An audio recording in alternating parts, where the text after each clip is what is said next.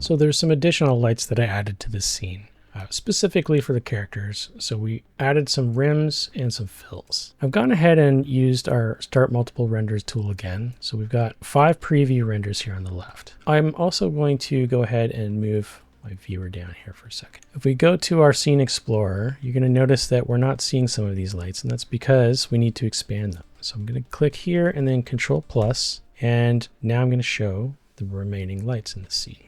Let's talk about Rim 01 first. So Rim 01 is right here. This is another one of my target lights. So in shot 1010, if we're looking through our camera, this light is just, you can see it's just off camera. It's right above the top of the frame, and it's pointing directly back at our characters. I want you to also notice that I've set something called spread. I've reduced the spread, and the spread is kind of like a way of turning your area light into more like a spotlight. So if you had 0 spread, then you have completely parallel, almost like a directional light. And so I've highly focused this light. And as you see, like if I went and put this back to a 1, those little lines disappear.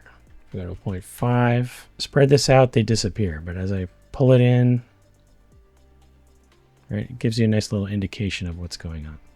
So just first of all, I'm going to put this back to 1 on this rim light, and I'm going to go back and do a test render. So here's our render coming back. Let's go and take a look at light 05. All right, so here is our area light, and we can control up arrow a few times and get an idea of what it's doing. This light was really designed to hit a rim on the right side of the characters. So you can see that here. As this right character walks in, it reveals a little bit more onto the arm of old man sitting in the chair as well. But with this spread set to 1, I want you to see the difference. So that's what it looks like without. That's a spread of 1. That's a spread of 0.1. So this light is much, much more focused on our characters. Let's step through the shots and look at what it's doing. So here it's coming in and lighting our character. Again, this is up 3 stops, right? So it's kind of like this. And in this shot, it's kind of coming over the shoulder here on, might be interesting. And this is actually an interesting shot because as a one-off, you might not even use this light. This is the kind of shot where you might just need a TV light and outside skylight coming in, and that might be enough. But, it's interesting to see what these do. And once in a while, you'll get something that's interesting and you decide to use it. And so this is a rim light, but it's not really a rim in this particular shot. So that's another thing with lights. Sometimes you name a light rim, and then in another shot, that rim light is now a fill light. And so it just depends on, in your camera angle and whatnot. So that's why I'm not always sold on naming lights things like rim or key or fill. So let's step through our other lights. For this particular camera angle, I wanted a rim that sort of hit the back from up here as well. So a similar angle, but pointing towards where he is on the floor. So if you look at the floor, this was our light here with the 0.1 spread. And then this is shot 1020. So let's change our viewer to 1020. Now you can see our character is down here. And this light is no longer pointing at him. So that's why I made a rim number 2. I just duplicated rim 1 and then renamed it. And moved the target and redirected it to hit this character. So let's take a look at light number 6. So it's kind of a rim, it's hitting his arm. It's also sort of just hitting the top of his forearm here and completely backlighting his head. And let's see how it looks in this other shot. And it's kind of doing something similar in this one too. But in this shot, it's not even visible. In this one, questionable whether you really need it. Maybe you can use that just for continuity, but it's not even hitting your character in that one. But you get the idea, lights, sometimes these lights are specific to certain shots. And that's where you may decide where you can go ahead and modify a light. I don't usually like to do that. I'd rather just actually make another one. So if I've got a shot specific light, I'm only going to use it in this particular shot. That's potentially where I would go to, this gaffer and just create another light just for that one shot. Then, again, you might not get those happy accidents, like if you're looking at a shot like this and you might not have designed a light that looks like this, but it's kind of interesting, So having that in the sequence, again, that's where you might get happy accidents happening when you've rendered a light that wasn't designed for this shot, but then you just see what it looks like anyway. And if you don't like it, you can go ahead and prune it. So if you don't need, say I didn't need light 06, which is rim 2. Say I didn't need this light for shot 1020. So you could go into this gaffer panel and decide to mute it. But what I would suggest that you do instead is actually prune it.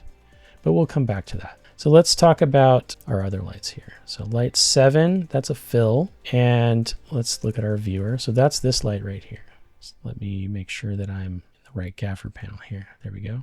So this fill light here is right here. And so the idea with that was this is more like for this shot here. Right? So we've got a little bit of light coming from the side. And this is just to shape the side of his face and his arms and legs and stuff like that. So you get this nice wrap of light to dark across these cylindrical shapes. Looks like that in this shot as well. This one, it's a little bit more hitting more of the front of his face, and that's okay. Again, this is where you could decide to actually move this light for this particular shot. Like if you really liked the way it's shaping him here, but then you feel like it's too much from the front in this shot, then again, you would go back to your shot-specific gaffer panel, and again, maybe you could change the angle in this particular shot. And if I was going to do that, I would go here and right-click and adopt for editing, and then I would change those. Like if I did that, let's see. See, now I get the parameters, so maybe I could go and put like 20 or 30 degrees or something like that, and it would wrap around more of a backlight on him. So, all right, let's step through. The last one is this one here. And this is, again, kind of a rim in a way, but I called it fill. From the left side corner, again, let's go look at the viewer. That's over here. Now you'll notice that these are actually HDRI quad lights, and they're using a texture map. And so I actually generated this texture map in Nuke. I'll show you that really quick. Okay, here we are in Nuke. You could totally do this in Photoshop or any other image software, but I'm just going to use this. So this is just a ramp node. This particular one is a linear ramp. So I just output a couple of different options. Now I could have just put these out as PNGs. EXR is probably overkill. Here, oh, this is a smooth. So there's different modes to your ramps here, right? You could choose. And so I just tried out a couple of different ones. And then this is a plenier. And actually what I did here was I've got two pleniers and then I'm multiplying them together. So this just gives me a nice ramp from one corner to come down. Let's just gamma it up so you can see how it ramps out. And then each one of these I just write out to disk. So once we get back into Katana, you can see it's previewing it in the corner here. The idea would be that instead of having a hard light source, maybe you'd have a piece of diffusion on, like you'd use a C-stand or something and put this here, and then maybe you'd backlight it with a spotlight from the corner and it would hit this diffusion. And that way you get a much softer light that wraps around your character rather than a hard light source. And so especially in animated art styles, you're going to want to have that nice soft lighting. Here our chrome ball is handy so we can see what it's doing. So again, let's step through the different shots. That's what it's doing here. And this is more of a fill again for this shot. Interesting how it's more of a rim here as our character's facing more away. So watch as I change the graph state variable. See how in this shot, which is this one here, he's much more facing towards the television. And so that's why that corner light is hitting him more from the front. And again, that other light is more of a rim in the shot.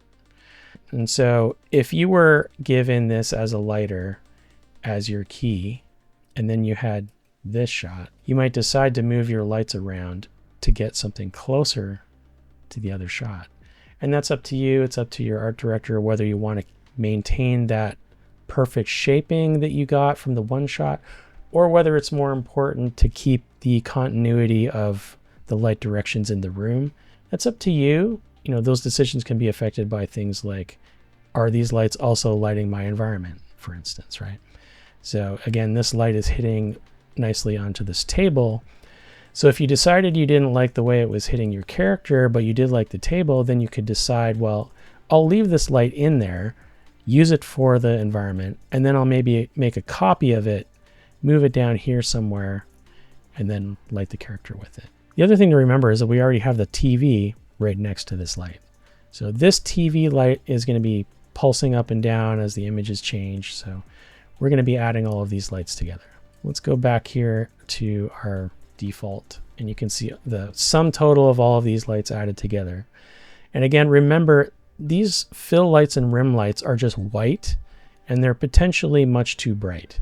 This is not the final balance. So what I'm looking for again is the quality of the light. As I design each one of these lights, I'm deciding, what do I need to use this light for? Sometimes you'll design a light and you might not end up using it at all. And so that's just the part of the creative process. You just iterate, you work through artistically trying to figure out your shot, and sometimes you have to take lights away. Let's go to this shot for a second. So one more thing I wanted to mention. So this light, this is rim 01. You can see it right here. Now this light casts onto our character, and it was designed for shot 1010. But notice that the direction it's pointing directly at the floor. And so in this other shot, 1041, we really could see that light spilling across the floor. And what I ended up doing was using light linking to remove it.